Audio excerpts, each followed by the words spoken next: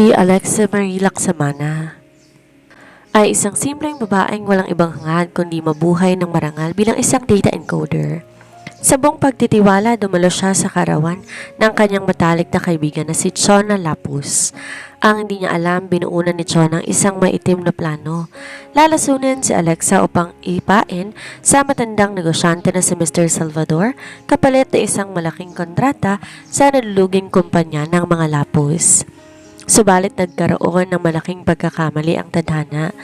Sa epekto ng gamot at panlalabo ng paningin, lumagpas si Alexa sa tinalagang kwarto at pumasok sa room 504. Ang silid na yon pag-aari na nagbabalik na banyagang bilyonaryo na si David James Peterson. Sa ilalim ng tabing ng kadiliman at matinding silakbo ng damdamin, pinagsaluhan ng dalawang isang gabi na nag-iwan ng malaking marka sa kanilang mga buhay. Bago mag-umaga, tumakas si Alexa sa takot nang di man lang nakikita ang mukha ng lalaki. Ngunit naiwan niya ang isang pilak na bracelet na may inisyal na AML. 5 taon nang lumipas, nanganak si Alexa sa probinsya ng Quintuplets, 5 kambal. Inaalagaan ni Ethan, Evan, Ella, Enzo at Eric, na lahat ay may natatanging asul na mga mata na katulad ng kanilang ama. Sa pagbabalik ni David sa Pilipinas upang hanapin ang misteryosong babae sa kanyang nakaraan, ginamit ni Chona ang bracelet at ang pangalan ng kanyang yumaong ina upang magpanggap na siya ang babae sa room 504. Nasilaw sa yaman, ginawa ni Chona ang lahat upang mabitag si David patungo sa kasal. Ngunit nang mag-apply si Alexa sa kumpanya ni David at muli silang magkaharap, isang kakaibang tibok ng puso at pamilyar na bango ang naramdaman ng bilyonaryo na di niya may paliwanag kay Chona. Ito ang kwento ng pag-ibig, lihim at hustisya. Sa muling pagtatagpo ng mga asul na mata ng mga bata at ng kanilang ama, magsisimula ang isang lihim na investigasyon. At sa pagkakataong to, hindi napapayag si Alexa na maging api-apihan laban bilang isang alamat na ina upang bawiin ng tamang tadhana na ninakaw sa kanya. Isang mapagpalang araw sa inyo, mga giliw kong tagapakinig dito sa Ayasha TV. Ako po ang inyong tagapagsalaysay, si Miss Sandra, na muling nagbabalik upang maghatid sa inyo ng isang kwentong punong-puno ng pag-ibig, pagtataksil at ang walang kapantay na lakas ng isang ina. Bago natin pakinggan ang kapanapanabik na simula ng ating kwento, nais ko muna pong magpasalamat sa walang sawang suporta na binigay ninyo sa bawat obra na ating inihahanda para sa inyo. At syempre, ang kwentong inyong mapakikinggan ngayon ay muling binigyang buhay at naisakatuparan sa panulat at direksyon ng ating tagagawa ng kwento. Walang iba kundi si Miss Ayasha. Isang gabi sa dilim, isang maling kwarto at 5 munting anghel na may asul na mga mata ang magpapabago sa tadhana ng isang milyonaryo at ng isang palabang ina. Kaya naman ihanda ng inyong mga sarili, maupo, makinig, at sabay-sabay nating tunghayan ang kwentong ito. Ang ingay ng marangyang hall ng Diamond Hotel ay halos magpatiriti sa tenga ni Alexa Marie Laksamana. Hindi siya sanay sa gantong karangya at kislap ng mga ilaw. Suot niya isang kulay rosas na cocktail dress, isang mamahaling regalong pinadala sa kanya ng kanyang matalik na kaibigan na si Chona Lapus para sa kaarawan nito ngayon. Alexa, ang ganda mo naman ngayon, Beshi. Isang matinis na boses ang pumainan lang sa likod niya. Paglingon ni Alexa, nakita niya si Chona na papalapit. May hawak na baso ng champagne at suot na isang ngiting abot tenga. Mula pa nung high school ay magkaibigan na sila. Para kay Alexa, si Chona ang kapatid na hindi niya kailanman nagkaroon.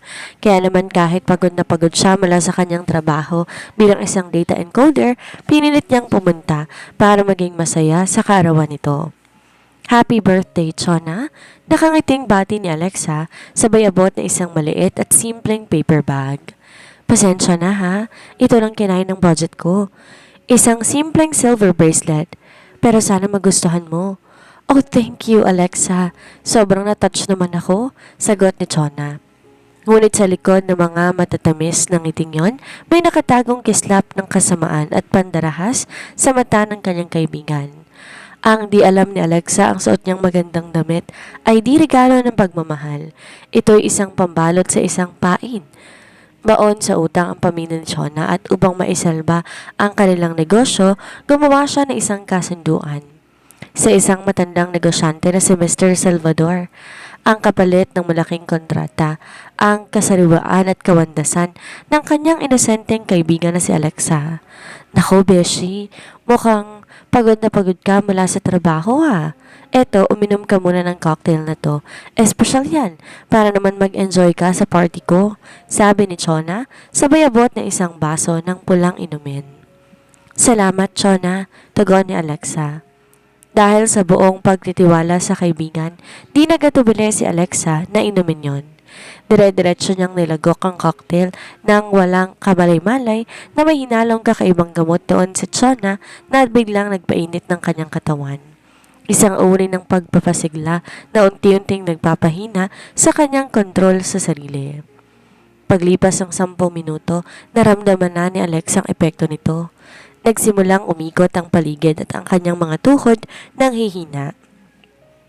Humawak siya sa gilid ng lamesa upang hindi siya matumba. Chona, parang masama ang pakiramdam ko. Bakit bigla nahihilo ko? Nauutal na tanong ni Alexa habang hinahawakan ng kanyang noo na nagsisimula ng pawisan. Ganyan talaga yan kapag hindi sanay sa mamahaling alak, Beshi. Nakangiting bulong ni Chona habang hinahawakan si Alexa sa balikat. Huwag kang mag-alala. Nag-book ako ng kwarto rito sa hotel para makapagpahinga ka. Umakit ka na sa room 405, naka-unlock ang pinto noon. Pumasok ka na lang at humiga. Salamat, Chona. Bababa na lang ako kapag okay na ako. Susuray-suray si Alexa papalapag ng maingay na ballroom. Bawat hakbang niya, tila ba may mabigat na nakadagaan sa kanyang mga paa. Pumasok siya sa elevator at pinindot ang ikaapat na palapag. Habang paakyat ang elevator, lalong tumindi ang init sa loob ng kanyang katawan. Isang kakaibang pagnanasa at pagkahilo ang lumulukob sa kanyang sistema. Nang bumukas ang pinto ng elevator, lumabas si Alexa. Ngunit dahil sa labis na kalasingan, panlalabo ng paningin at epekto ng gamot, hindi niya napansin. Imbes sa ikaapat na palapag siya bumaba, napindot niya ang ikalimang palapag. Naglakad siya sa tahimik at mayaman na hallway. Naghahanap ang kanyang mga mata ng numerong 405. Ngunit ang nakikita na nagdidilim niyang paningin ay tila mga anino na lamang. Sa dulo ng pasilyo, nakita niyang isang pinto na bahagyang nakabukas. May nakasulat na numero doon, room 504. Sa isip ni Alexa ang gulong-gulo, akala niya yun ang silid na sinabi ni Chona. Gamit ang natitira niyang lakas. Tinulak niya ang pinto, pumasok sa loob at mabilis tong sinara. Ang silid napakadilim at doon niya naramdaman ang malamig na hangin mula sa aircon. Ngunit hindi niya alam sa loob ng silid na yon, walang matandang Mr. Salvador na naghihintay, kundi isang natutulog na leon sa katauhan ng isang makapangyarihang bilyonaryo. Napakatahimik sa loob ng room 504. Ang tanging liwanag lamang ay ang nagmumula sa mga ilaw ng lungsod na sumisilip sa malaking glass window ng suite. Ang silid na ito ay pag-aari ng pinakamayamang bilyonaryo na kakabalik pa lamang sa Pilipinas upang magtayo ng kanyang bagong imperyo ng negosyo, si David James Peterson. Katatapos lang maligo ni David, tanging isang puting tuwalya lang ang nakabalot sa matikas at matipuno nitong bewang. Habang pinatutuyo na isa pang tuwalya ang kanyang basang buhok, narinig niya ang marahang pagpihit ng doorknob at ang mahinang yabag ng mga paa na pumasok sa kanyang silid. Kumunot ang noo ni David. Matatalas ang kanyang mga pandama. Sino ka? Sino nagpapapasok sa'yo dito? Bariton ng boses ng lalaki ang bumasag sa katahimikan ng gabi. Malamig, puno ng otoridad ang kanyang tinig. Akala niya isa to sa mga babaeng pinapadala ng kanyang mga kasosyo sa negosyo para sipsipin ang kanyang atensyon. Isang bagay na labis siyang kinasusuklaman. Ngunit walang sumagot. Tanging mabibigat at humahangos na paghinga lamang ang naririnig ni David. Umalis ka kung ayaw mong ipakaladkad kita sa security, pagbabanta pa ni David habang humahakbang papalapit sa anino ng babae. Ngunit di na nagawa ni Alexang sumagot o makinig sa banta ng lalaki. Ang epekto ng gamot ay nihalo ni Chona sa kanyang inumin, tuluyan ng sumagad sa kanyang buong sistema. Pakiramdam ni Alexa, nasusunog ang kanyang katawan sa sobrang init at ang tanging hinahanap ng kanyang nagdidilim na diwa ay ang malamig na bagay na pwede niyang kapitan. Sa ilalim ng malabong liwanag, sumuray-suray si Alexa papalapit kay David. Bago pa man makaiwas ang lalaki, bumagsak ang malalambot na palad ng dalaga sa matikas at malapad na dibdib ni David. Ang init! Pakiusap, tulungan mo ko? Pautal-utal na bulong ni Alexa. Ang kanyang boses puno ng pagsusumamo, habang ang kanyang maliit na katawan ay tila sumasandal at humihingi ng kalinga sa katawan ng bilyonaryo. Napatigil si David. Naramdaman niya ang kakaibang bango ng babae. Isang natural na amoy ng baranilya at sariwang bulaklak. Walang halong matapang na pabango na kadalasang suot ng mga babaeng umaakit sa kanya. At nang dumampi ang mainit na balat ni Alexa sa kanyang malamig na dibdib, parang may kung anong kuryenteng dumaloy sa buong katawan ni David. Isang kakaibang pagnanasa na matagal niya nang kinokontrol ang bigla ang nag-alab. Tumingin ka sa akin. Sino ka? Utos si David. Sinusubukan hulihin ang mukha ng babae sa dilim. Ngunit sa halip sumagot, iniangat ni Alexa ang kanyang mukha at sa pagkadiliryo, dinala ng kanyang mga labi ang init sa labi ni David. Ang halik na yon, bagaman magulo at dala ng gamot, ay naging mitsa pang mawala ang natitirang kontrol ni David sa sarili. Di niya alam kung bakit, ngunit ang babaeng to, isang estrangherong ito sa dilim, may kakaibang kapangyarihang gisingin ang kanyang natutulog na pagnanasa. Pinasahan ni David si Alexa patungo sa malambot at malaking kama. Sa ilalim ng tabing ng kadiliman, pinagsaluhan ng dalawang magkaibang mundo, ang isang gabi ng nag-aalab na silakbo ng damdamin. Walang mga pangalan, walang mga mukha, tanging mabilis at tibok ng kanilang mga puso at init ng katawan ang namayani sa loob ng silid. Doon, sa unang pagkakataon, nakuha ni David ang pinakaingatang kasariwaan ni Alexa. Nang magmadaling araw, unti-unti, nagbagong temperatura ng silid. Ang epekto ng gamot tuluyan nang nawala sa katawan ni Alexa. Dahan-dahan niyang minulat ang kanyang mga mata habang sumasakit ang kanyang ulo. Nang maramdaman niya ang mabigat na braso na nakayakap sa kanyang bewang, nanlaki ang mga mata ni Alexa. Lumingon siya sa tabi at nakita ang likod na isang natutulog na lalaki. Tumingin siya sa sahig kung saan nagkalat ang kanyang sariling cocktail dress at nang iangat niya ang kumot, nakita niya ang pulang mansya ng dugo sa puting sheet ng kama. Diyos ko, anong ginawa ko? Anong nangyari?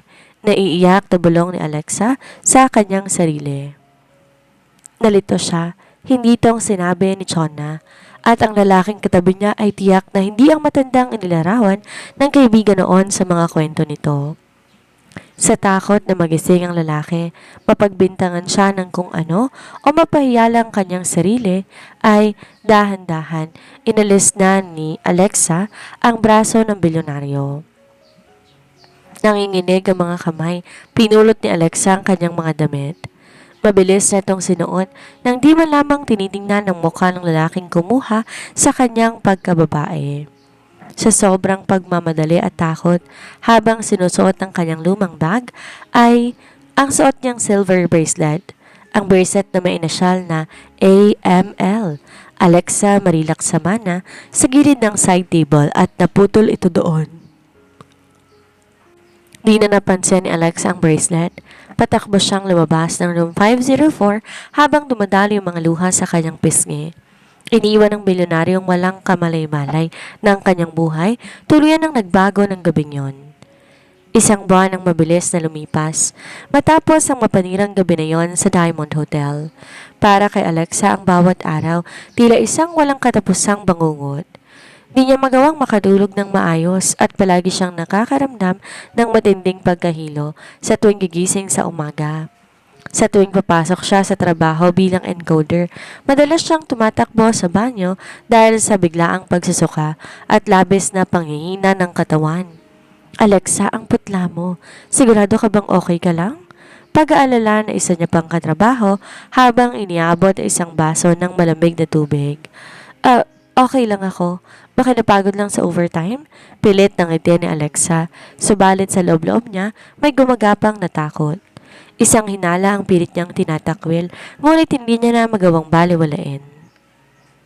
Nang gabing yon, bumili si Alexa ng pregnancy test kit sa botika. Sa loob ng maliit at lumang banyo ng kanyang inuupang apartment ay nanginginig ang kanyang mga kamay habang naghihintay ng resulta. Nang iangat niya ang maliit na plastic, parang gumuho ang langit sa kanyang itaas. 2 pulang guhit, positibo. Upang makasiguro, nagtungo si Alexa sa isang pampublikong klinika kinabukasan para magpa-ultrasound. Habang nakahiga sa kama, tinahaplos ng doktor ang kanyang tiyan gamit ang malamig na gel. Nakita niya ang pagbabago sa ekspresyon sa mukha ng OB-GYN. Kumunot ang noon nito at tinitigang maigi ang screen ng monitor. Doc, may problema po ba sa baby ko? Kinakabang tanong ni Alexa habang mabilis at tumitibok ang kanyang puso. Humarap ang doktor sa kanya. May baka sa matinding gulat, ngunit may kasamang ngiti. Walang problema, Miss Laksamana. Sa katunayan nga, kakaiba ang sitwasyon mo. Hindi lang isa, hindi 2, at hindi rin 3. Congratulations, you're pregnant with quintuplets. 5 sanggol ang sabay-sabay na lumalaki sa sinapupunan mo. Parang namanhid ang buong katawan ni Alexa. 5 po, Doc? Oo. Napakabihira ng gantong kaso, lalo na't natural ang pagkakabuntis mo. Ngunit dahil 5 sila, itinuturing nating high risk ang pregnancy mo. Kailangan mo ng matinding pahinga, tamang nutrisyon at iwasan ng stress. Lumabas si Alexa ng klinika na parang isang estatwa na naglalakad. Umiyak siya habang hawak ang resulta ng ultrasound. Saan siya kukuha ng pambuhay sa 5 bata? Niwala nga siyang sapat na ipon para sa kanyang sarili. At ang lalaking nakasama niya sa silid ng 504 ay isang kabuoang misteryo. Bago pa siya magpasya na umalis ng Maynila, dinalaw niya si Chona sa huling pagkakataon upang alamin kung sinong may-ari ng room 504. Ngunit bago pa man siya makapagsalita ng maayos, sinalubong siya ng galit na at pananumbat ni Chona. Saan ka ba nagsususuot ng gabi ng birthday ko? Ha, Alexa?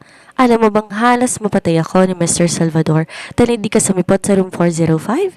Sinira mo ang kontrata ng pamilya ko. Singhal ni Chona habang nagtataas siya ng kanyang boses. Wala akong pakialam sa mga nararamdaman mo. Kung di ka rin lang namin makakatulong sa akin, umalis ka na sa harap ko. Doon na tuluyan na napatunayan ni Alexa ang maitim na plano ng kanyang tinuturing na matalik na kaibigan. Ginamit siya nito bilang pain, nasaktan at natakot para sa kanyang kaligtasan. Di na binanggit ni Alexa ang kanyang pagbubuntis. Nag-embake ng kanyang mga mata, mga gamit at tuluyan ng lumayo. Nagtungo siya sa isang malayong probinsya sa Batangas kung saan nakatira ang kanyang matandang tiyahin na si Tia Tita, ang tayong kamag-anak na natitira sa kanya. Ang sumunod na 8 buwan ay naging isang napakatinding sakripisyo para kay Alexa. Ang kanyang maliit na katawan halos hindi kayanin ang bigat ng 5 sanggol. Nahihirapan siyang huminga, di makatulog ng maayos at madalas ay namamaga ang kanyang mga paa.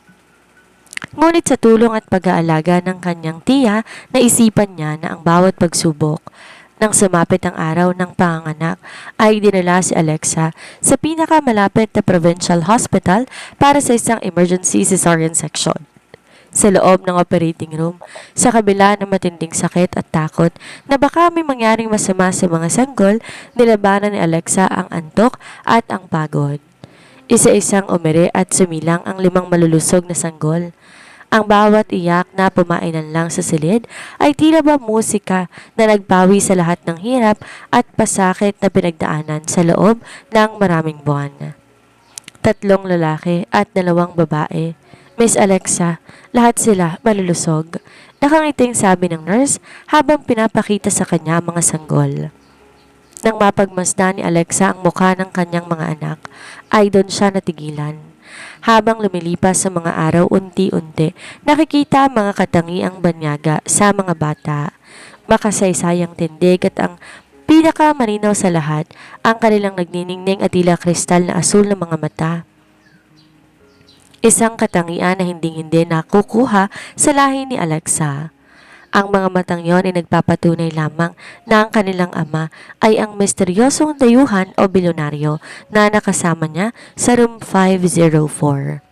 Pinangalanan niya ang mga ito na sina Ethan, Evan, Ella, Enzo at Eric. Binuwisan ni Alexa ang kanyang lakas. Nagtatrabaho siya online bilang isang freelance writer at scriptwriter sa gabi habang nag-aalaga ng 5 makukulit at matatalinong bata sa araw. 5 taon ang lumipas sa ganong setup, ang mga munting anghel ni Alexa ay lumaking punong-puno ng pagmamahal at talino at labis na protektado sa kanilang ina. At sa bawat pagtingin ni Alexa sa asul ng mga mata ng kanyang anak, alam niya, darating ang araw na ang nakaraan ay muli kakatok sa kanyang pintuan, ngunit sa pagkakataong to, handa na siyang lumaban. 5 taon ang mabilis na nakalipas. Isang marangyang backplot na private jet ang may tatak ng pamilyang Peterson ang dahan-dahang lumapag sa pribadong runway sa paliparan sa Maynila. Ang pagdating ng sasakyang ito ay naging sanhi ng bulong-bulungan sa loob ng mundo ng negosyo sa Pilipinas. Lahat ng mga malalaking negosyante, mamamahayag at mga artista ay nag-aabang sa pagbaba ng taong sakay nito. Nang bumukas ang pinto ng jet, isang matangkad, makisig at napakagwapong lalaki ang lumabas. Suot niya isang pasadyang itim na suit na gawa sa Italia na perpektong nagpatingkad sa kanyang matipunong pangangatawan. Ang kanyang bawat hakbang puno ng otoridad at ang kanyang mukha tila nililok ng isang sining. Malamig, walang emosyon, ngunit nakakatunaw ang mga titig ng kanyang nagniningning na asul na mga mata. Siya si David James Peterson. Sa loob na 5 taong lumipas sa ibang bansa, mas lalong lumawak ang kanyang imperyo. Siya na ngayon ang kinikilalang hari ng pandaigdigang kalkalan. Ngunit sa kabila ng yaman, kapangyarihan at mga naglalakihang babae na naghahangad sa kanyang pansin, nanatiling bakante ang kanyang puso. Sa loob ng 5 taon, hindi niya kailanman nalimutan ang gabing yon sa room 504 ng Diamond Hotel. Ang init ng katawan, ang natural na bango ng barnilya at ang misteryosong babae na nagmamay-ari ng isang silver bracelet na hanggang ngayon ay nakatago sa kanyang bulsa. Gabi-gabi, ang alaala ng gabing iyon ang gumugulo sa kanyang isipan. Ipinangako niya sa kanyang sarili na babalik siya sa Pilipinas upang hanapin ang babaeng kumuha ng kanyang puso sa dilim. Sumakay si David sa naghihintay na kulay itim na Rolls Royce. Sa tabi niya umupo ang kanyang pinagkakatiwalaang kanang kamay at pinuno ng kanyang serye ng investigasyon na si Mark. Sir David, formal na bati ni Mark sabay abot na isang manipis na tablet na naglalaman ng mga dokumento. Welcome back to the Philippines. May maganda po akong balita sa inyo. Nilingon siya ni David. Bagyang tinaas ang kanyang perpektong kilay. Nahanap mo na ba siya? Opo, sir. Pagkatapos sa 5 taong pagsusuri, sa lahat ng mga dumalo sa hotel party ng gabing yon, at sa tulong ng inisyal na AML na nasa bracelet, may isang pangalang lumabas sa tugma sa lahat ng ebidensya. Bumilis ang tibok ng puso ni David. Isang bagay na matagal na panahong hindi nangyayari sa kanya. Sino babaeng nagmamay-ari ng bracelet na yon? Siya po si Chona Lapus, sir. Diretsyong sagot ni Mark habang pinapakitang larawan ng isang babae na naka-makeup at marangyang nakadamit. Ayon sa aming investigasyon, ang bracelet na iyon, orihinal na pag-aari ng kanyang yumaong ina na si Ana Marie Lapus. Kaya ang inisyal AML, si Chona rin ang nag-book ng buong event sa floor katapat ng salon ninyo ng gabing yon. Tinitigan ni David ang larawan sa screen. Isang magandang babae. Oo, ngunit habang tinititigan niya ito, may kakaibang pakiramdam sa kanyang loob na parang may mali. Walang koneksyon, walang spark na nararamdaman ng kanyang puso katulad ng naramdaman niya 5 taon nang nakakaraan nang hawakan niyang babae sa dilim. Sigurado ka ba sa impormasyong yan, Mark? Malamig na tanong ni David. 70%, Sir David.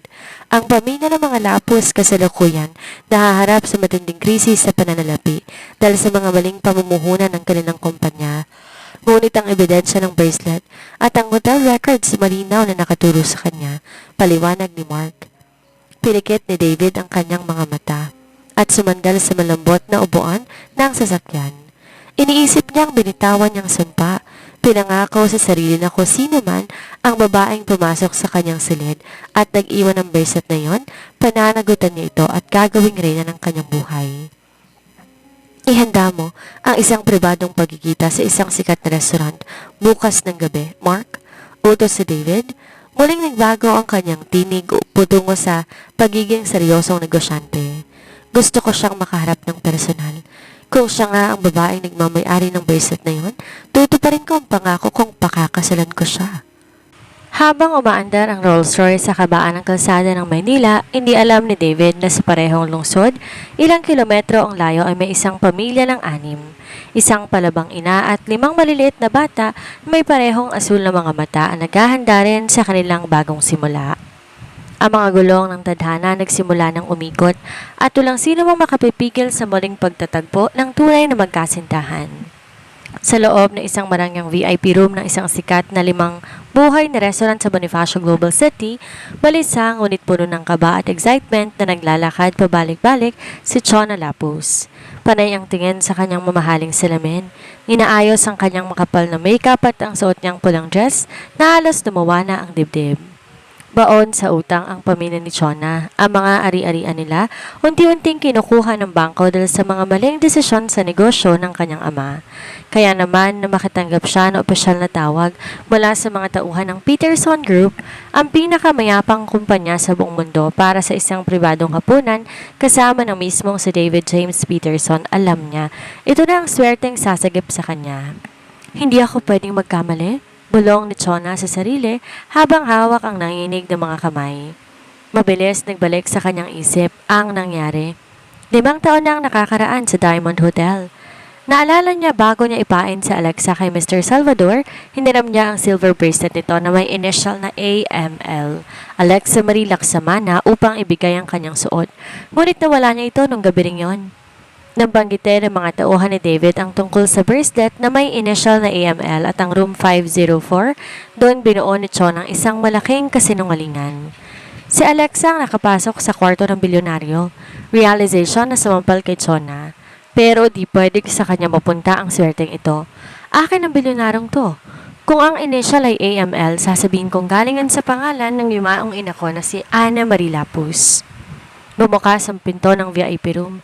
Pumasok ang 2 matatangkad na bodyguard na sinundan ng isang lalaki na nagtataglay na nakamamatay na kakisigan at napakalamig na aura. Si David James Peterson. Napatitig si Chona. Mas gwapo at makapangyarihan to sa personal kaysa mga magazine. Agad nagbago ang anyo ni Chona, naging mahinhin, tila kawawa at nagmamalambing. Mr. Peterson, David, tawag ni Chona sa isang malambing na boses habang humahakbang papalapit. Matagal kitang hinintay. Ang gabing yon sa room 504 sa loob ng 5 taon hindi ko nalimutan. Umupo si David sa kanyang upuan upang hindi man lang tinutulungan si Chona. Tinitigan niya ang babae mula ulo hanggang paa gamit ang kanyang matatalas at asul na mga mata. Sa bawat segundo ng pagtitig ni David, pakiramdam ni Chona, hinuhubaran ang kaluluwa niya sa takot. May malaking kulang. Yon agad na mararamdaman ng puso ni David. Ang babaeng nasa harap niya amoy mamahaling pabango na gawa sa prutas. Malayong malayo sa natural at nakakahumaling na amoy ng vanilya na 5 taon niyang hinahanap-hanap. Ang boses nito na pilit at may halong paimbabaw di tulad ng mahina, ngunit tumatago sa pusong pagsusumamo ng babae sa dilim. Sigurado ka bang ikaw ang babaeng pumasok sa silid ko? 5 taon ang nakakaraan? Malamig at baritonong tanong ni David. Walang kahit anong emosyon sa kanyang mukha. Oo naman, David. Babe? Pagsisinungaling ni Chona sabay upo sa tabi ng lalaki at hinawakan ang braso nito. Ako ngayon, sobra akong natakot noon kaya tumakas ako bago mag-umaga. At nag-aalala ako kasi nawala ko pa ang bracelet ko nang dumaang mommy ko na may initial na AML.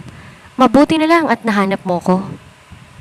Tiningnan ni David ang kamay ni Chona na nakahawak sa kanyang braso.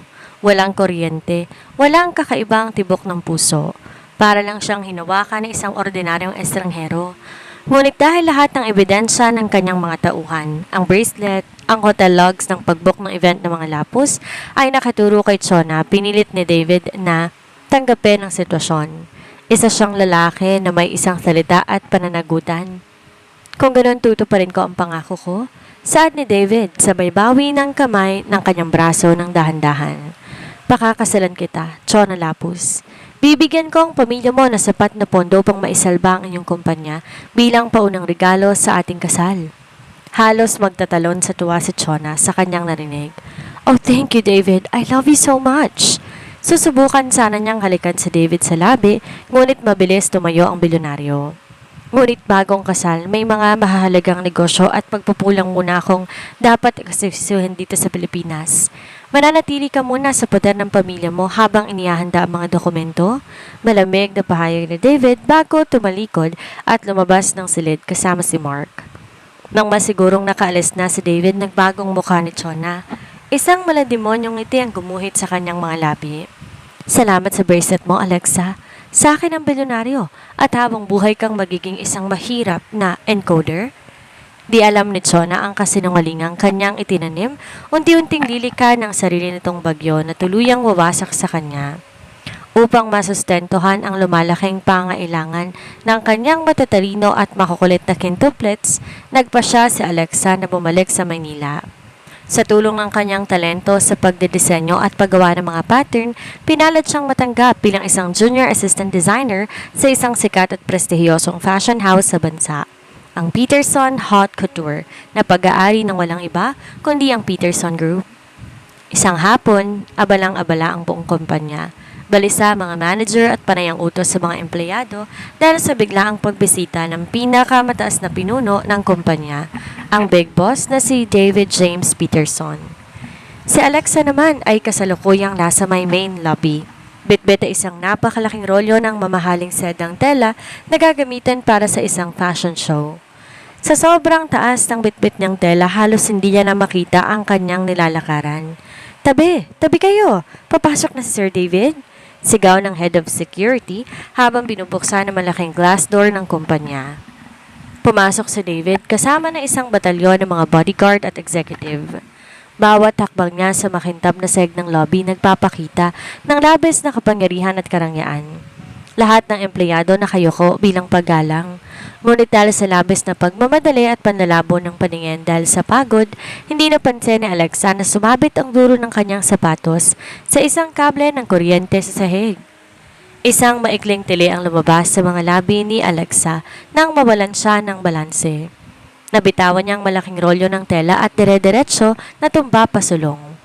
Mabilis na naging reflex sa David.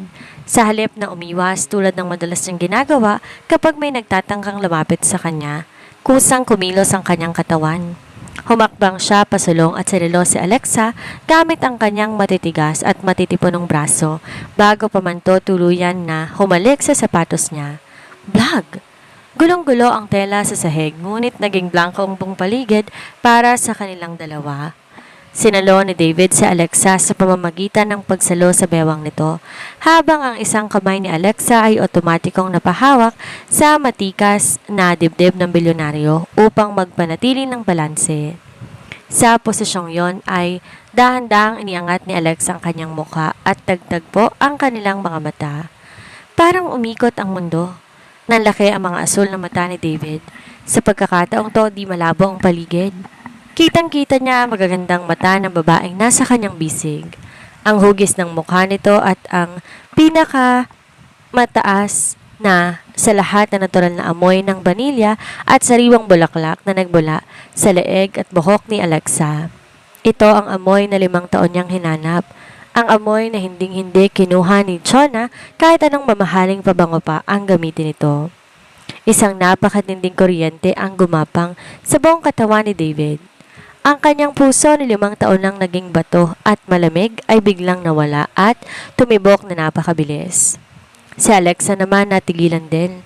Ang hawak ng mga kamay ng lalaki sa kanyang bewang, ang tindig nito at ang pamilyar na tibok ng dibdib nito ay tila naramdaman na niya noon sa isang madilim na silid.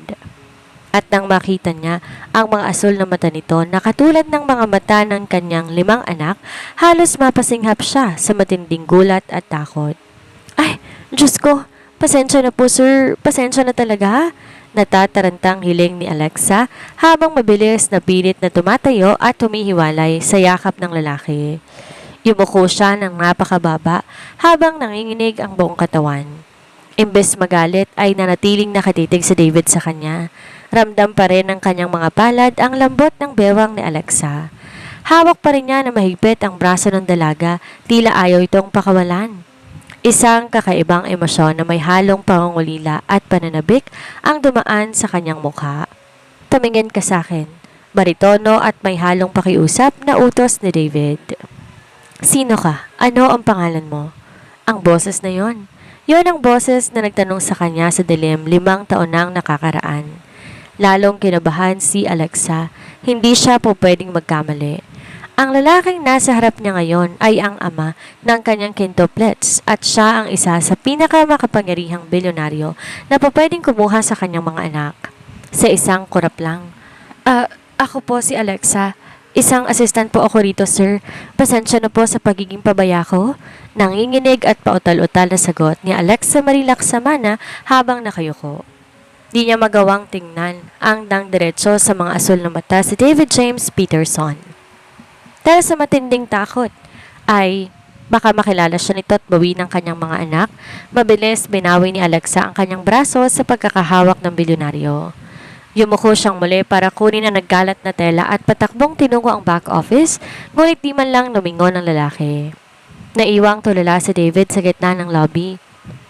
Ang kanyang palad tila may nararamdaman pa ring init mula sa balat ni Alexa at ang amoy ng banilya na nanatili sa hangin. Sir David, okay lang po ba kayo? Untag ng kanyang kanang kamay na si Mark. Gusto niyo po bang ipasibak ko ang empleyadong yon? Wag! Mabilis at matigas sa sagot ni David habang nakatingin sa diretsong tinakbuhan ni Alexa. Huwag mo siyang gagalawin.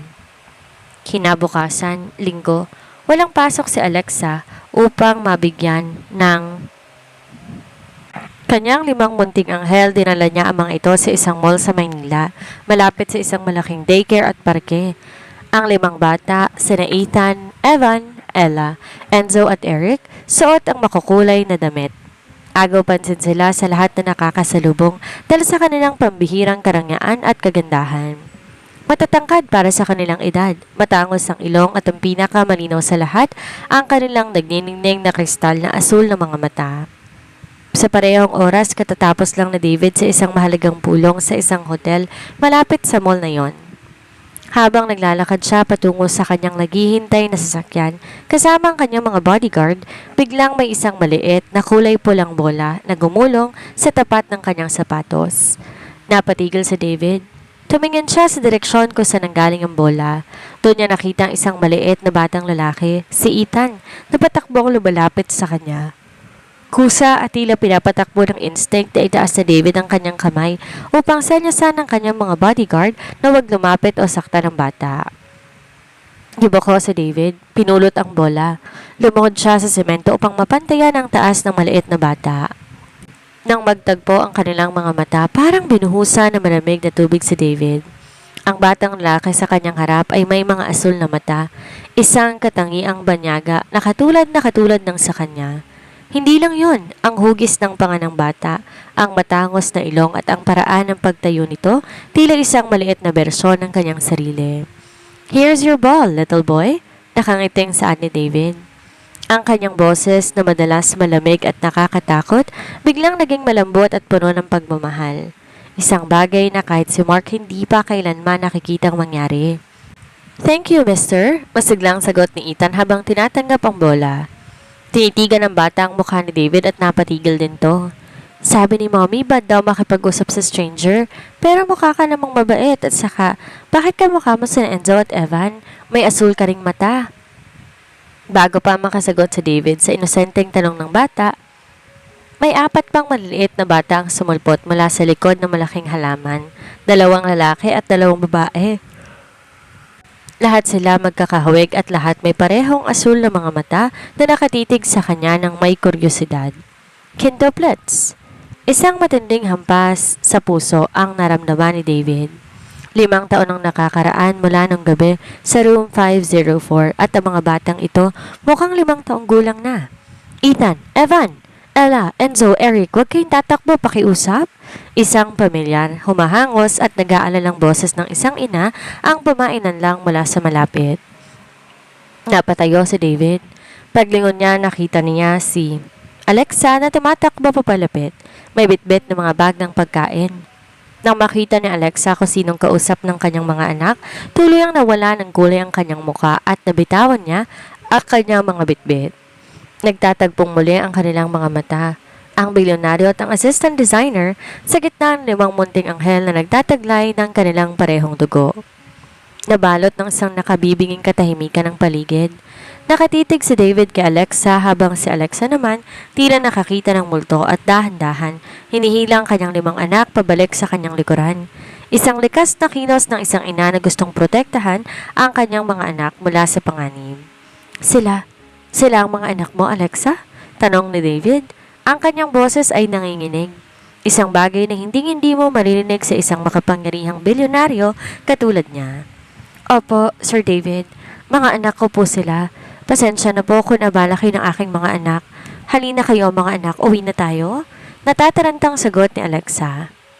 Mabilis niyang napulot ang mga nabitawang bag ng pagkain. Binuhat ang pinakamaliit na si Eric at mabilis sinalikuran ng bilyonaryo upang maglakad papalayo. Habang naglalakad palayo si Alexa, hindi niya mapigilan ang mabilis na pag-agos ng kanyang mga luha. Ang puso niya halos lumabas na sa kanyang dibdib sa takot. Diyos ko, huwag mo munang pahintulutan na malaman niya ang katotohanan. Napaka-makapangyarihan niya. Baka kunin niya sa akin ang mga anak ko, dasal ni Alexa sa kanyang sarili. Ang asul ng mga mata ni David at ang hawig nito sa kanyang quintuplets ay sapat na napatunay na siya ang lalaki sa room 504. Naiwang nakatayo si David habang pinapanood ang papalayong anino ng mag-ina. Ang kanyang isip ay parang isang magulong puzzle na biglang nagkaroon ng mga bagong piraso. 5 bata. 5 taong gulang. Lahat sila ay may asul ng mga mata na katulad ng sa kanya.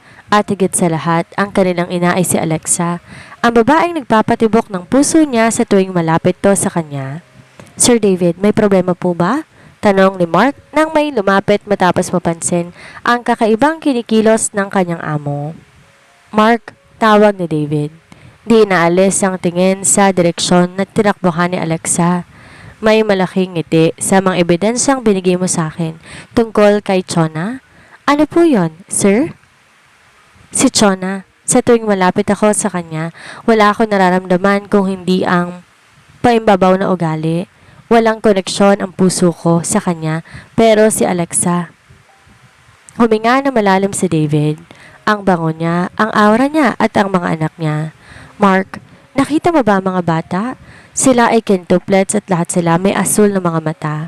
Walang banyaga sa pamilya ng mga Laksamana, kaya paano nagkaroon ng asul ng mga mata ang mga batang yon?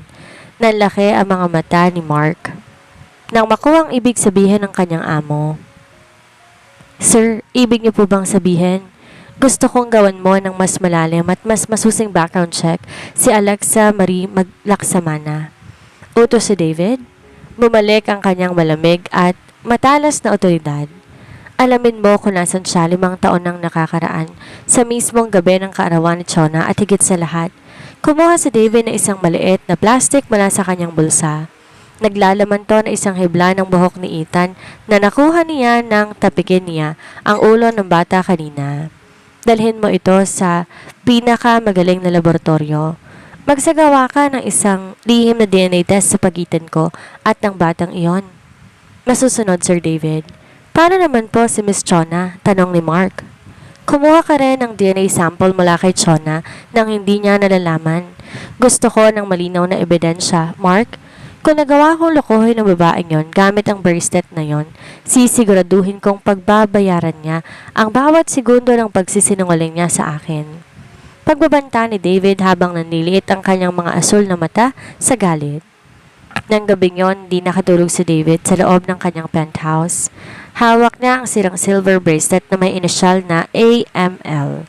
Habang iniisip niya ang mukha ni Alexa at ang inosenteng mukha ni Ethan, unti-unting nabubuo sa kanyang isip ang hinala na si Chona ay isang huwad na magnanakaw ng pagkakakilanlan at si Alexa ang tunay na reyna na matagal niya nang hinahanap. Simula pa lang to ng investigasyon, ngunit handa si David baliktarin ang mundo upang mahanap ang katotohanan.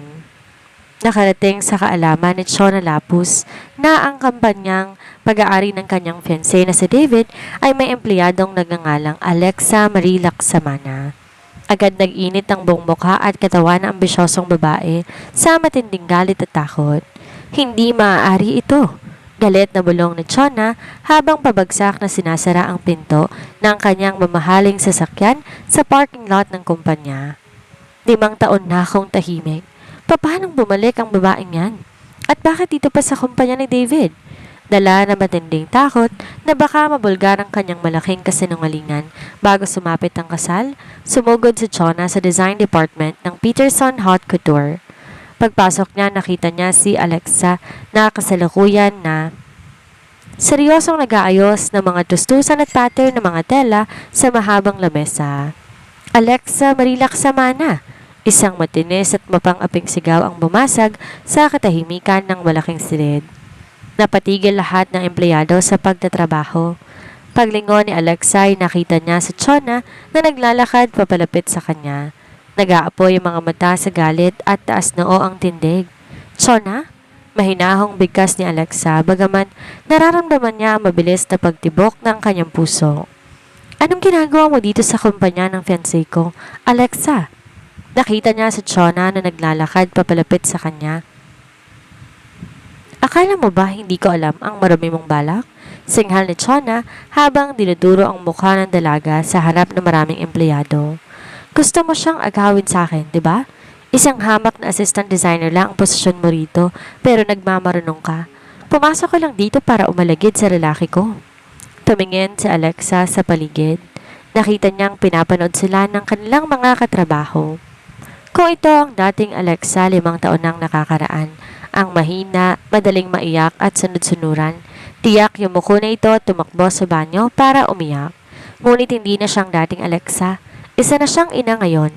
Ang 5 taong pagpapalaki, pagpapakain at pagtatanggol sa kanyang quintuplets mag-isa ay nagpatigas sa kanyang kalooban. Ang pag-ibig niya sa kanyang mga anak nagbibigay sa kanya ng lakas na hindi kayang tapatan ng kahit anong yaman o pananakot. Dahan-dahan, binaba ni Alexa ang hawak niyang gunting at tela. Humakbang siya pasulong, pinantayan ng galit na tingin ni Chona at tumitig ng diretsyo sa mga mata nito. Walang bakas at takot na makikita sa mukha ni Alexa. Una sa lahat, Chona, nagtatrabaho ko rito ng patas. Nag-apply ako at natanggap dahil sa sarili kong kakayahan, hindi dahil sa kahit sinong lalaki. Matigas at malinaw na pahayag ni Alexa, sapat na malakas para marinig ng lahat sa silid. Pangalawa, wala akong pakialam kung sinong fiancé mo. Hindi ko alam na si Mr. Peterson na may-ari ng kumpanyang to bago ako pumasok. Huwag kang magmalinis, Alexa.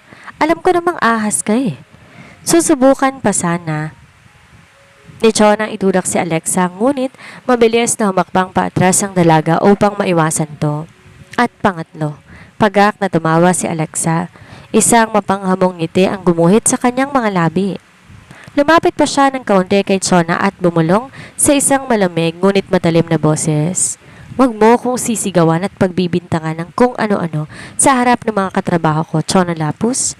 Kung ayaw mong ipaalala ko sa'yo ang klase ng kaibigan ka at kung anong maraming patibong ginawa mo sa akin sa hotel 5 taon ang nakakaraan.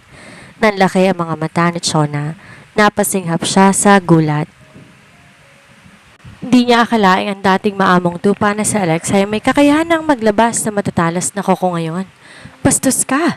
Sa sobrang galit at pagkapahiya, tinaas ni Chona ang kanyang kanang kamay upang sampalin na napakalakas si Alexa. Hindi ang tunog ng sampal ang narinig, kung hindi, ang tunog ng kamay ni Alexa na mabilis at mahigpit na sumalo sa braso ni Chona sa ere. Gulat na gulat si Chona nang mapansin ang higpit ng hawak ni Alexa sa kanyang pulsuhan. Gamit ang buong lakas ng brasong sanay sa pagbubuhat ng mga bata, marahas tinulak ni Alexa ang kamay ni Chona pabalik. Dahilan upang mapaurong ang ambisyosang babae ng 3 hakbang at muntik nang mawala ng balanse sa kanyang high heels. Huwag mo kong mairingan o subukang saktan, Chona. Matigas, mariin, punong-puno ng otoridad na saad ni Alexa habang inaayos ang kanyang nagulong damit. Hindi na ako ang dating Alexa na po pwede mong ipain sa kung sino-sinong matatandang negosyante para lang maisalba ang pamilya mo. Kung akala mo matatakot mo kung ay nagkakamali ka, umalis ka sa departamento namin bago ko tawagin ng security para ikaw ang ipakaladkad ko palabas. Nanginginig sa halo-halong galit, hiya at takot si Chona.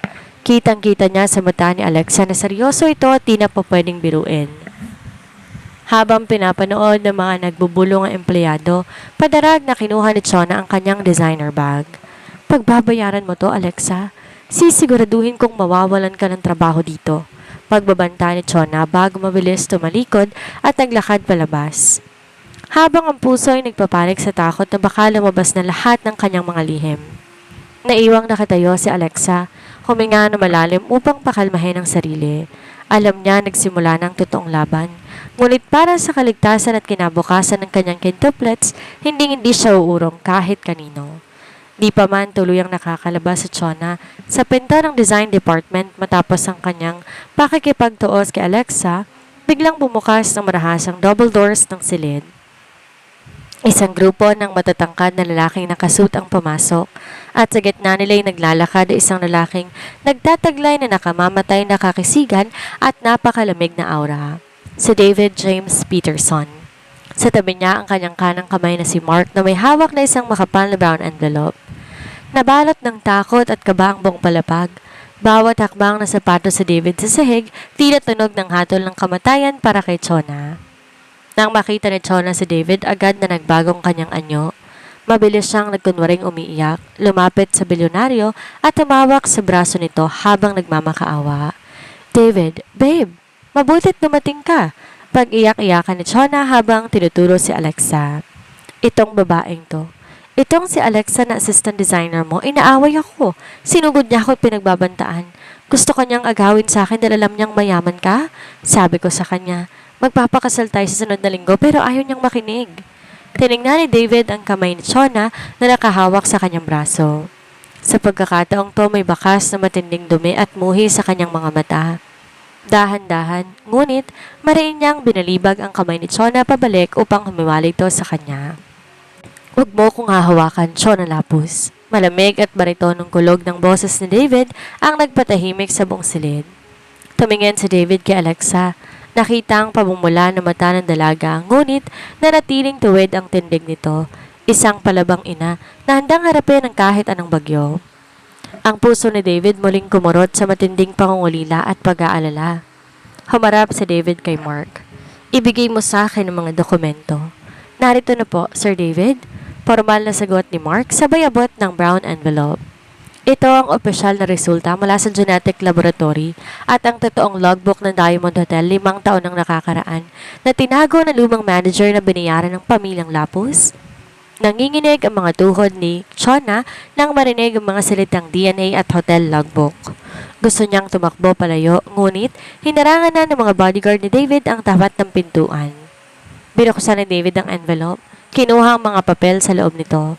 Tinitigan niya si Chona ng diretsyo. Ang mga asul niyang mata ay nag-aapoy sa galit. Gusto mo bang basahin ko to sa harap ng lahat, Chona? Tanong ni David. Bawat salita tila patilim. Ayon sa DNA test result na sinigawa sa pagitan ko at ng batang si Ethan Laksamana, merong 99.9% probability of paternity. Ang 5 anak ni Alexa ay mga anak ko, tugo at laman ko. Napasinghap lahat ng empleyado sa silid. Si Alexa naman napahawak sa mesa, dumaloy ang luha sa kanyang mga pisngi. Alam na ni David ang katotohanan. At ayon sa totoong hotel record, pagpapatuloy ni David habang tinataas ang lumang dokumento. Si Alexa Marilac Samana ang pumasok sa room 504 dahil sa labis na pagkahilo matapos mong lasunin ang kanyang inumin. Ginamit mo siya bilang pain kay Mr. Salvador, ngunit nagkamali siya ng kwarto. At ikaw, Nang malaman mong nawala ang bracelet ni Alexa sa silid ko, inangkin mo ang bracelet at ang kanyang pagkakakilanlan para budulin ako at makuhang pera ng aking kumpanya. Pumutok ang bulungan sa buong departamento. Lahat ng mata nakatitig ngayon kay Chona na may matinding dumi at pagkamuhi. David, hindi yan totoo. Patawarin mo ko, gawa-gawa lang yan ng mga kaaway ko. Nanginginig at hysterical na sigaw ni Chona habang lumuluhod sa sahig. Tuluyan ang nasira ang kanyang marangyang anyo. Ngunit para kay David tapos na ang panahon ng pagpapanggap. Ang katotohanan sa likod ng kadiliman. Sa room 504 ay malinaw na sa kanyang mga mata. Si Chona ay isang huwad na traidor. At ang babaeng nasa harap niya ngayon, si Alexa, ang tunay na reyna na 5 taon niya nang hinahanap-hanap. Nakandusay sa makintab na sahig ng design department, si Chona Lapus. Ang kanyang mga luha ay humalo na sa kanyang makapal na makeup, dahilan upang magmukha siyang isang kahabag-habag, ngunit nakapandidiring anino ng kanyang dating marangyang sarili. Gumapang siya, papalapit sa sapatos si David. Sinusubukan hawakan ang dulo ng pantalon nito. David, pakiusap, makinig ka muna sa akin. Pagmamakaawa ni Chona habang humihikbi. Ginawa ko lang naman yon dahil mahal kita. Oo, nagkamali ako pero sa loob ng 5 taong nagdaan, akong nangarap na makasama ka. Huwag mo namang kanselahin ang kasal natin, parang awa mo na. Mamamatay ang pamilya ko kapag binawi mong pondo sa kumpanya namin. Tumingin si David sa kanya ng may matinding dumi at muhi. Agad niyang inihampas sa harap ng mukha ni Chona ang pahawak niyang papeles ng DNA test at hotel logbook. Mahal mo ko? O mahal mong pera at kapangyarihan ng pamilya Peterson? Seryosong kulog ng boses ni David na umalingaw-ngaw sa buong palapag, sapat na, malakas para manginig lahat ng nakikinig. Hinding-hindi mo ko minahal, Chona. Ang minahal mo ay ang pagkakataon na nakita mo sa pagkawala ng bracelet ni Alexa. Ginamit mo ang matalik mong kaibigan.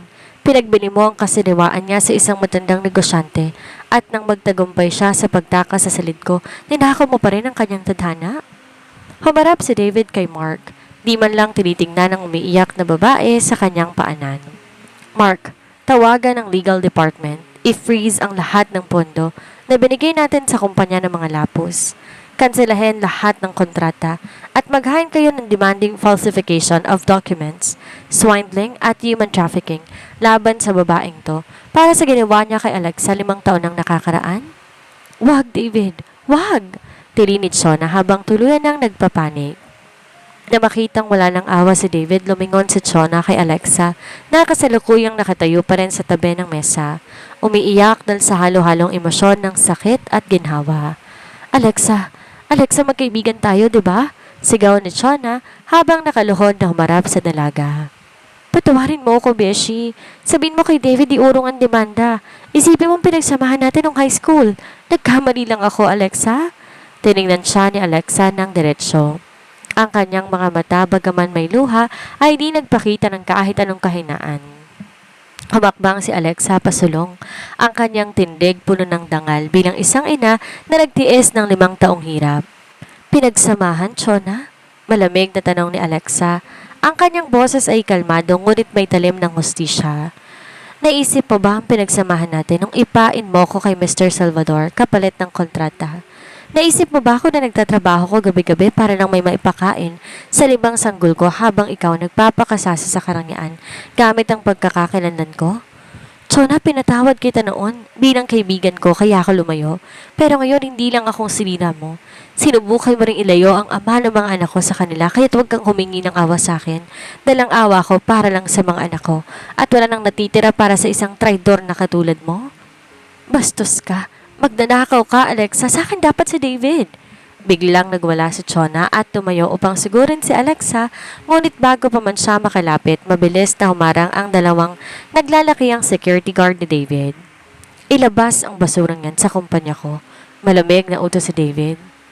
Kinaladkad ng mga security guard si Chona palabas ng design department habang ito ay sumisigaw, nagwawala at nagbabanta ng paghihiganti.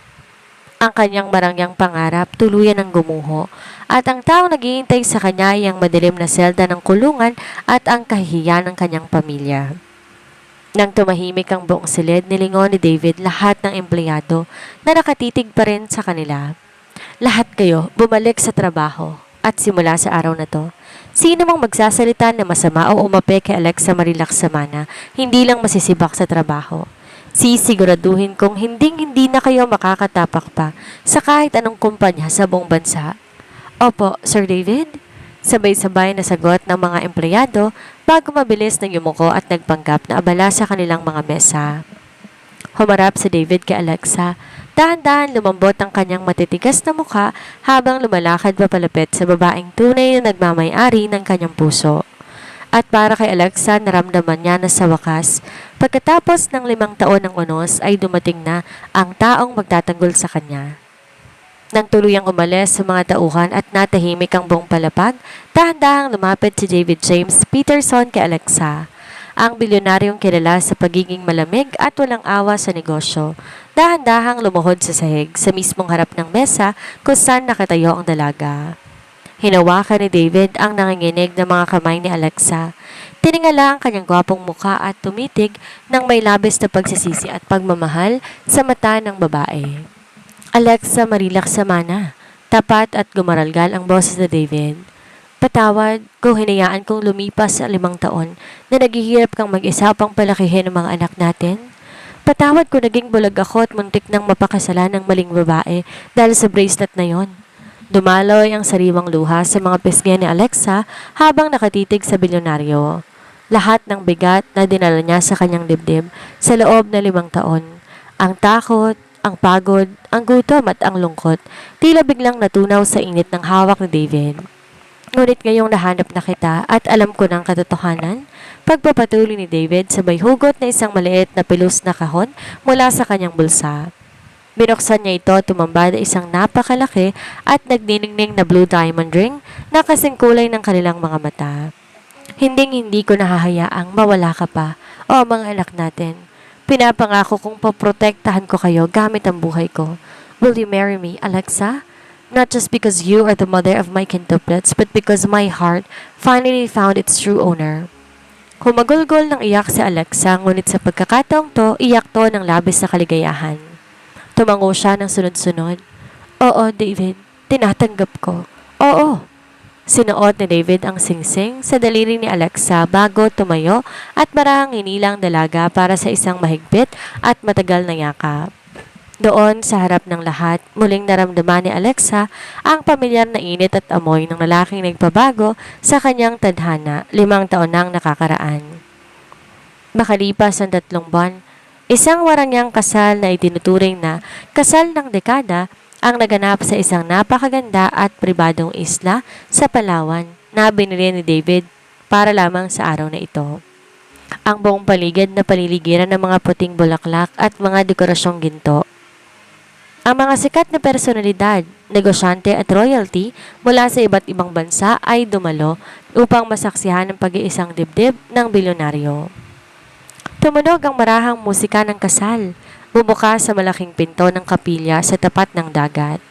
Lumakad si Alexa sa altar, suot ang pinakamagandang puting gown na siya mismong nagdisenyo, na may mahabang belo na tinatamaan ng sikat ng araw. Mukha siyang isang tunay na reyna. Sa dulo ng altar, naghihintay si David James Peterson, suot ang kanyang puting tuxedo. May pinakamalawak at pinakamasayang ngiti sa kanyang mukha.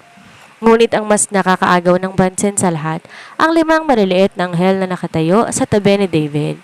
Sina Ethan, Evan at Enzo, cute na cute sa kanilang maliliit na itim na tuxedo, habang sina Ella at Eric na tuwang-tuwa kasamang pamilya naman nakasuot ng maliliit na white gown. Ang kanilang nagniningning na asul na mga mata, puno ng kistap ng saya habang pinapanood ang kanilang mommy na papalapit sa kanila. Mommy, ang ganda-ganda mo po! Mahinang bulong ni Ella nang makalapit si Alexa sa altar.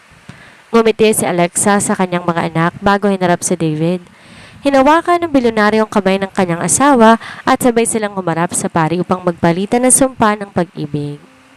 In short of everything, Alexa, you gave me light when I was in total darkness. From that room 5 years ago until today, you are my only destiny.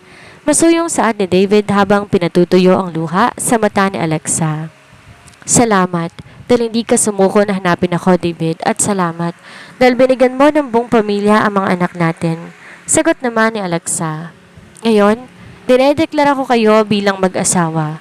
You may now kiss the bride. Saad ng pari? Nilapit ni David ang mukha kay Alexa at dinikit ang kanyang mga labi sa isang matamis at puno ng pangakong halik.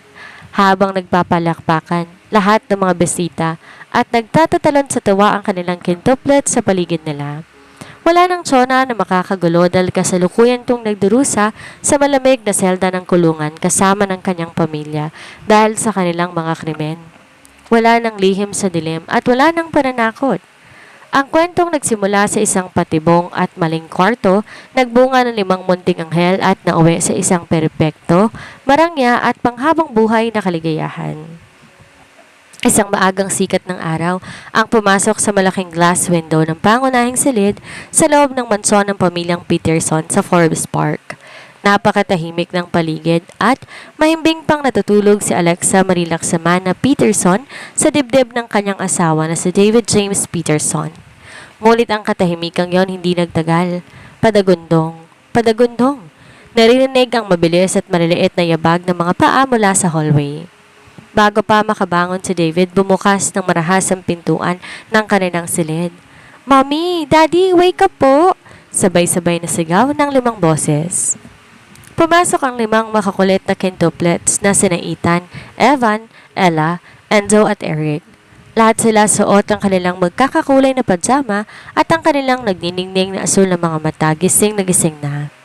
Dire-diretsyong sumampa sa kama at dinaluhong ng yakap at halik ang kanilang mga magulang. Ouch, Eric, ang bigat mo na. Nakangiting reklamo ni David habang binubuhat ang pinakamaliit na si Eric at nilalagay sa kanyang ibabaw upang kilitiin ito. Humalakhak ang bata. Good morning, aking mga anghel. Inaantok pa ngunit may ngiting bati naman ni Alexa habang hinahaplos ang buhok ni Ella na kasalukuyang yumayakap sa kanyang leeg. Mommy, si Evan po. Inago yung tablet ko. Naglalaro ako ng chess eh. Sumbong ni Ethan, ang panganay na may seryosong muka katulad ni David. Hindi kaya. Tinitingnan ko lang paano mo tinalo yung computer sa Grandmaster level. Depensa ni Evan na may hawak pang unan. Halina kayo dyan, mga anak. Isang Peterson di nakikipag-away sa kanyang kapatid sa malit na bagay lang. We conquer together, right?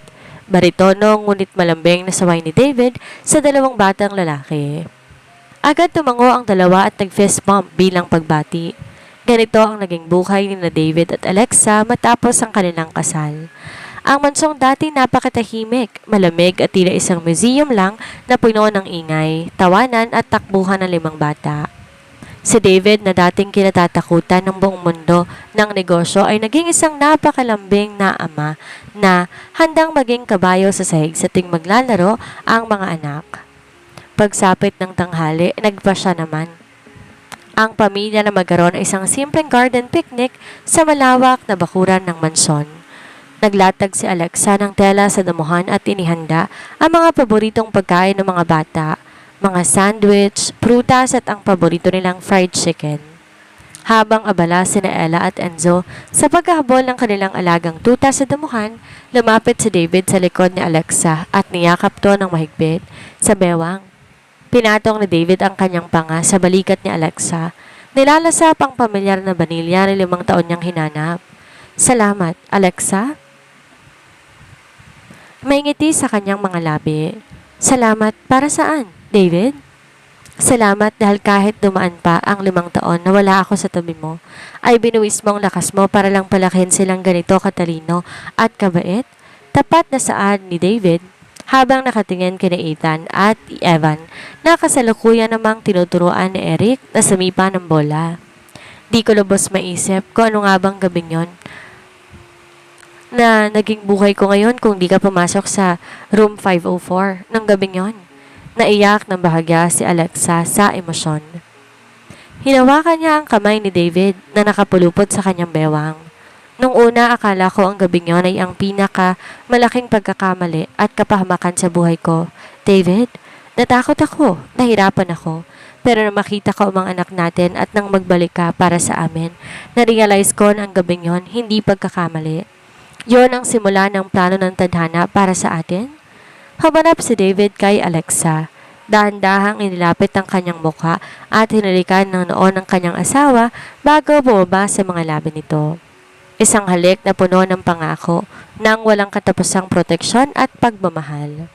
Mommy, Daddy, kissing naman kayo ng kissing sali kami, tili ni Ella habang patakbong lumalapit. Mabilis binuhat ni David si Ella, habang ang 4 pang batang lalaki sumugod din at sama-samang bumagsak sa damuhan habang nagtatawanan. Sa ilalim na magandang sikat ng araw, yakap-yakap ang isa't isa. Ang pamilya ng bilyonaryo at ng palabang ina ng quintuplets patuloy na sumusulat ng kanilang sariling maligaya at perpektong bukas. At dito na po nagtatapos ang kwento ng katatagan, pag-ibig at tagumpay na Alexa, David at ang kanilang 5 munting anghel. Isang pagpapatunay na kahit anong tindi ng patibong at kasinungalingan ng mundo, ang tamang tadhana laging makakahanap ng paraan upang mangibabaw sa huli. Muli, ako po ang inyong tagapagsalaysay, si Miss Sandra, na nagpapasalamat sa inyong walang sawang pakikinig at pagsama sa atin mula sa unang kabanata hanggang sa huling sandali dito sa Ayesha TV. Ang kwentong to ay matagumpay na naihatid sa inyo sa ilalim ng malikaing panulat at gabay ng ating tagakwento, si Miss Ayesha. Kung nagustuhan nyo ang ating takbo ng kwento ngayon, huwag niyong kalimutang i-like ang video na ito, mag-subscribe ng ating channel, at i-share ang inyong mga saloobin sa comment section sa ibaba. Ang inyong suporta ang patuloy nagbibigay inspirasyon sa amin upang magpahatid pa ng mga kwentong kapupulutan ng aral at magpapatapang sa inyong mga puso. Hanggang sa muling pagbubukas ng ating mga pahina ng kwento, mag-ingat po kayong lahat at magandang araw sa inyong lahat.